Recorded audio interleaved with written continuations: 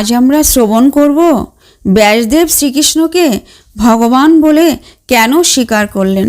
অং নমো ভগবতে বাসুদেবায়, অং নমো ভগবতে বাসুদেবায়, অং নমো ভগবতে বাসুদেবায়।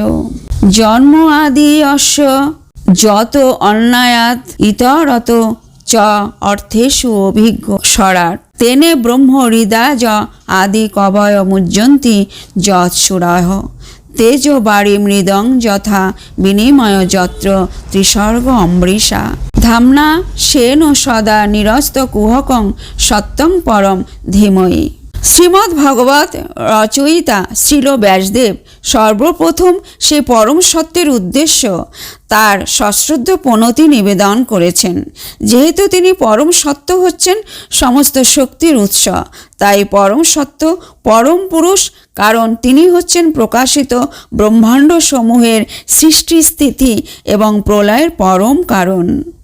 তিনি প্রত্যক্ষ এবং পরোক্ষভাবে সব কিছু সম্বন্ধে অবগত। তিনি সম্পূর্ণভাবে স্বাধীন, কেননা তার অতীত বর্তমান বলে কিছুই নেই। তিনি আদি কবি ব্রহ্মার হৃদয়ে সর্বপ্রথম বৈদিক জ্ঞান প্রদান করেছিলেন। তার দ্বারা মহান ঋষিরা স্বর্গের দেবতারা মোহচ্ছন্ন হয়ে পড়েন।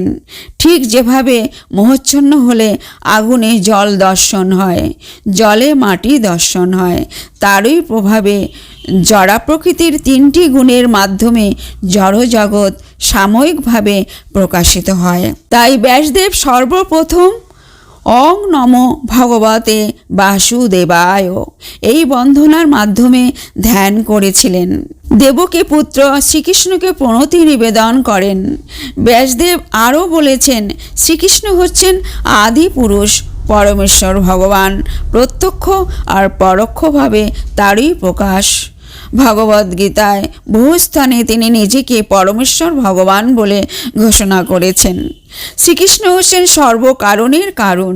যতক্ষণ পর্যন্ত না কেউ পরমেশ্বর ভগবানের অপ্রাকৃত সম্বন্ধে পূর্ণরূপে অবগত হচ্ছে, ততক্ষণ পরমেশ্বর ভগবানের রাসলীলা নামক পরম শ্রদ্ধেয় লীলা বিলাসের তত্ত্ব ব্রজগোপিকাদের সঙ্গে তার প্রেমের তত্ত্ব হৃদয়ঙ্গম করা কখনোই সম্ভব নয়। এটি হচ্ছে ভগবানের অপ্রাকৃত লীলা বিলাসের সর্বস্ব বিষয়, এবং যে সমস্ত মুক্ত পুরুষ ধীরে ধীরে পরমহংস স্তরে উন্নতি হয়েছেন, তারাই কেবল এই রাসলীলা অপ্রাকৃত মাধুর্য আস্বাদন করতে পারবেন। তাই শ্রীল ব্যাসদেব পাঠককে বলেছেন, ধীরে ধীরে পারমার্থিক তত্ত্বজ্ঞান উন্নত থেকে উন্নততর স্তরে অধিষ্ঠিত হয়ে অবশেষে ভগবানের লীলাবিলাসের মাধুর্য আস্বাদন করার সুযোগ দান করেছেন। তাই তিনি ধীময়ী কথাটির অর্থ মাধ্যমে গায়ত্রী মন্ত্রের আবাহন করেছেন।